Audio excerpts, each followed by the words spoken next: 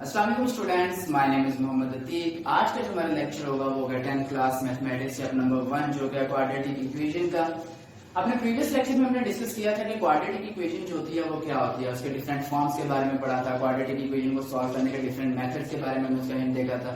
अब जो आज का जो हमारा लेक्चर है उसमें किसी भी क्वाड्रेटिक इक्वेशन को सॉल्व करने का जो फर्स्ट मेथड है जो कि फैक्टराइजेशन मेथड या मिड टर्म ब्रेक मेथड था, उसको हमने डिस्कस करना है कि उसको यूज करते हुए हम किसी भी क्वाड्रेटिक इक्वेशन को सॉल्व कैसे कर सकते हैं। उसमें जो वेरिएबल्स यूज किए जाते हैं, एक्स यूज हो रहा है, वाई यूज हो रहा है, या इसी तरह कोई और अल्फाबेट अगर वो यूज कर रहा है तो उनकी वैल्यूज जो है उसको फाइंड आउट किस तरीके से कर सकते हैं। तो एक्सरसाइज 1.1 का क्वेश्चन नंबर 2 है, उसका फर्स्ट पार्ट है यहाँ पे आपको गिवन किया हुआ जो कि x square minus x minus 20 is equal to 0। अब इस क्वेश्चन को अगर हम देखें यहाँ पे हमारे पास ये क्वाड्रेटिक इक्वेशन जो है ऑलरेडी हमारे पास एक क्वाड्रेटिक इक्वेशन की स्टैंडर्ड फॉर्म में जो है वो क्वेश्चन उसने हमें बना के दे दिया। इसका मतलब हमें सिंप्लीफाई करने की जरूरत नहीं है, हमें उसको क्वाड्रेटिक इक्वेशन में कन्वर्ट करने की जरूरत नहीं है, वो ऑलरेडी क्वाड्रेटिक इक्वेशन में है।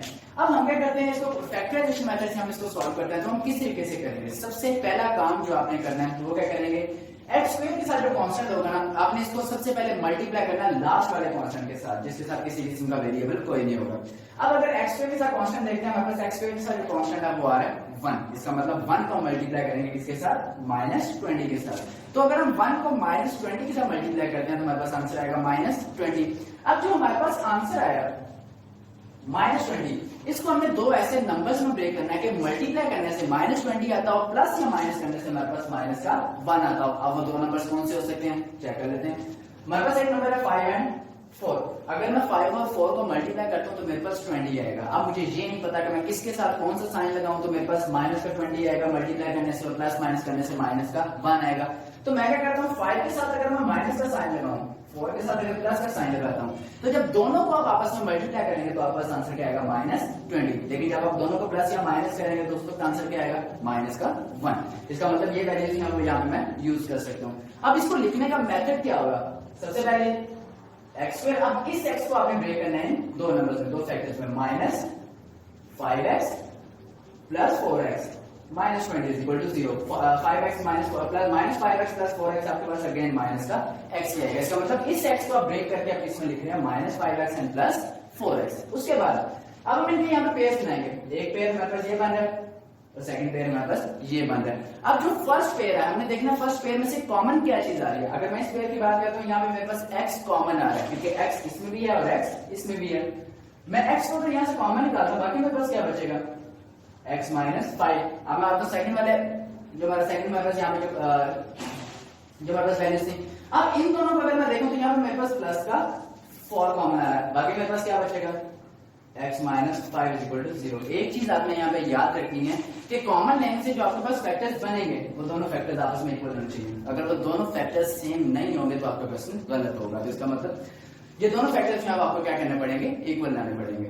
उसके बाद अब इन दोनों वैल्यूज को अगर मैं देखता हूँ तो मेरे पास फिर से कुछ कॉमन आ रहा है, x -5 कंप्लीट फैक्टर जो है वो मेरे पास कॉमन आ रहा है क्योंकि x -5 इसमें भी है और x -5 इसमें भी है।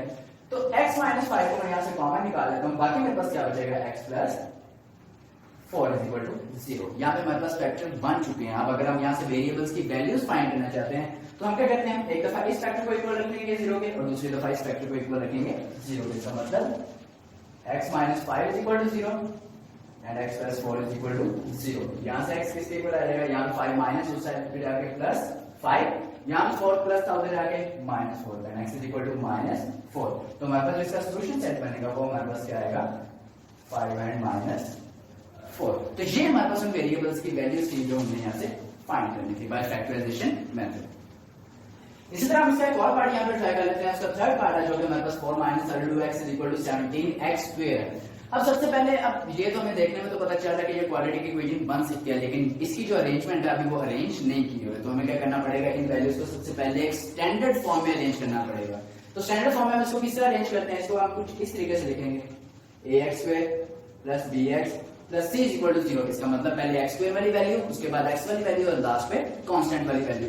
तो 17x स्क्वायर को मैं इधर ही रहने देता हूँ, 17x स्क्वायर, 32x इधर माइनस होकर जाके प्लस 32x4 इधर प्लस होकर जाके -4 इज इक्वल टू 0। अब अगर मैं इन दोनों इक्वेशंस को कंपेयर करता हूं तो मेरे पास एक स्टैंडर्ड फॉर्म यहाँ पे बन चुकी है।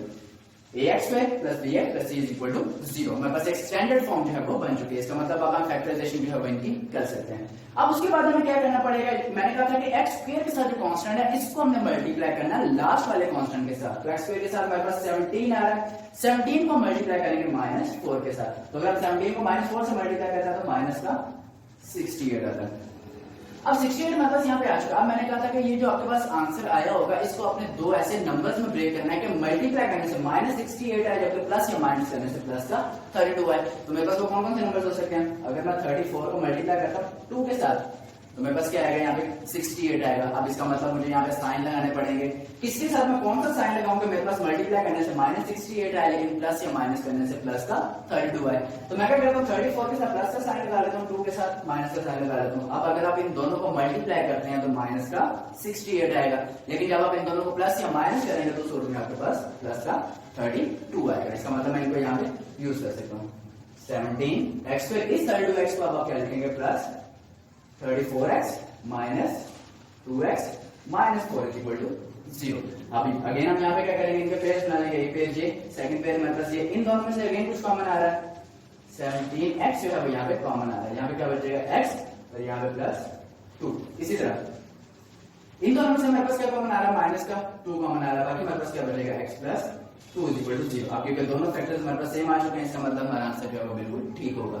अब इन दोनों को अगर हम यहाँ पे चेक करते हैं, इन दोनों में से अगेन कुछ कॉमन आ रहा है, x प्लस 2 जो है वो इन दोनों में कॉमन है। तो हम क्या करते हैं x प्लस 2 को फिर से बाहर निकाल लेते हैं। बाकी हमारे पास क्या बचेगा, यहाँ पे 17x minus 2 is equal to 0। अब यहाँ से अगर हम वेरिएबल्स की वैल्यूज को फाइंड करना चाहते हैं तो हमें क्या करना पड़ेगा, दोनों फैक्टर्स को बारी बारी 0 के इक्वल रखना पड़ेगा। एक दफा x plus 2 is equal to 0 और दूसरी दफा 17x minus 2 is equal to 0।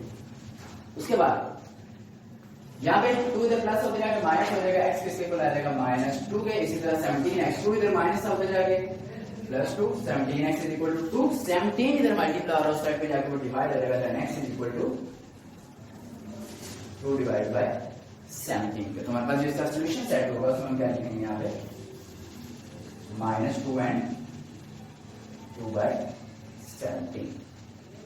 तो ये हमारे पास उन वेरिएबल्स की वैल्यूज आ जाएंगी। इसी तरह इसका एक और पार्ट ट्राई कर लेते हैं जो कि हमारे पास एक फ्रैक्शन फॉर्म है, उसमें हमें वैल्यूज गिवन की हुई है, हमें इसको सॉल्व करना है यहाँ पे। अब फ्रैक्शन फॉर्म है, अब यहाँ पे हमने क्या करना, सबसे पहले हमें क्या करना पड़ेगा, इसको एक स्टैंडर्ड फॉर्म में हमें कन्वर्ट करना पड़ेगा। फ्रैक्शन फॉर्म में तो हम सिंपली क्या कर सकते हैं, इनका एलसीएम जो है वो यहाँ से फाइंड कर सकते हैं। अब प्रीवियस लेक्चर में था उसमें मैंने आपको एलसीएम फाइंड करने के दो मेथड बताए थे। या तो आप क्या करें, डिनोमिनेटर को आपस में मल्टीप्लाई कर लें, उसके बाद आप क्या करें, डिनोमिनेटर को ऊपर वाले जो फ्रैक्शन होंगे उसके डिनोमिनेटर पे डिवाइड करें, जो आंसर होगा उसको न्यूमरेटर के साथ मल्टीप्लाई करें। तो वो जो मेथड होगा वो थोड़ा सा डिफिकल्ट बनेगा। जो इजी मेथड मैंने आपको बताया था वो ये चीज थी, मैंने कहा था डिनोमिनेटर को मल्टीप्लाई करें, जो आंसर आएगा उसके साथ आपने हर एक जो फ्रैक्शन होगा उसको आपने मल्टीप्लाई करते जाना है। अगर मैं x को मल्टीप्लाई करता हूँ x प्लस 1 के साथ तो मेरे पास x इंटू x प्लस 1। अब ये जो मेरे पास फैक्टर है इसको मैं क्या करूंगा, हर एक फ्रैक्शन के साथ मल्टीप्लाई करूंगा। x प्लस 1 ओवर x इसके साथ मल्टीप्लाई कर दिया, plus x over x plus 1 multiply by x into x plus 1। इसी तरह equal to 25 divided by 12 multiply by x into x plus 1। इसके साथ मैंने यहाँ पे क्या कर दिया, उसको मल्टीप्लाई कर दिया। सिंप्लीफाई करते हैं, ये x इस x से कैंसिल हो जाएगा, x प्लस 1 से कैंसिल हो जाएगा। यहाँ पे आपके पास x प्लस 1 फैक्टर जो है वो मल्टीप्लाई हो रहा है x प्लस 1 के साथ। इसका मतलब ये क्या बन जाएगा, x प्लस 1 का होल स्क्वायर प्लस x को x से मल्टीप्लाई करेंगे x स्क्वायर। इसी तरह यहाँ पे आपके पास 25x into x plus 1 divide by 12 जो है यहाँ पे l। अब यहाँ पे हमारे पास एक फॉर्मूला बन रहा है a प्लस बी का होल स्क्वायर, तो हम यहाँ पे उसका फॉर्मूला खोल देते हैं, square plus b square plus 2ab। तो उसको हम यहाँ पे किस तरह लिखेंगे, x square plus 1 plus 2x। इसी तरह plus x square is equal to 25x into x plus 1 divide by 12। उसके बाद हम इसको सिंप्लीफाई कर लेते हैं, x square plus x square 2x square plus 2x plus 1 is equal to 25। इसको भी हम अंदर मल्टीप्लाई करते हैं, 25x को x से मल्टीप्लाई करें 25x स्क्वायर, 25 को x को 1 से मल्टीप्लाई करें प्लस का 25x। 12 इधर डिवाइड यहाँ पे एल। अब 12 इधर डिवाइड हो रहा है तो जाके सबके साथ वो क्या हो जाएगा, मल्टीप्लाई हो जाएगा। तो 12 को जब 2x स्क्वायर से मल्टीप्लाई करेंगे 24x स्क्वायर, 12 को जब 2x से मल्टीप्लाई करेंगे प्लस 24x, 12 को जब 1 से मल्टीप्लाई करेंगे तो plus 12 is equal to 25x square plus 25x। अब इन सारी वैल्यूज को उठा उस साइड पे ले आते हैं क्योंकि हमें जो है वो एक स्टैंडर्ड फॉर्म यहाँ पे चाहिए।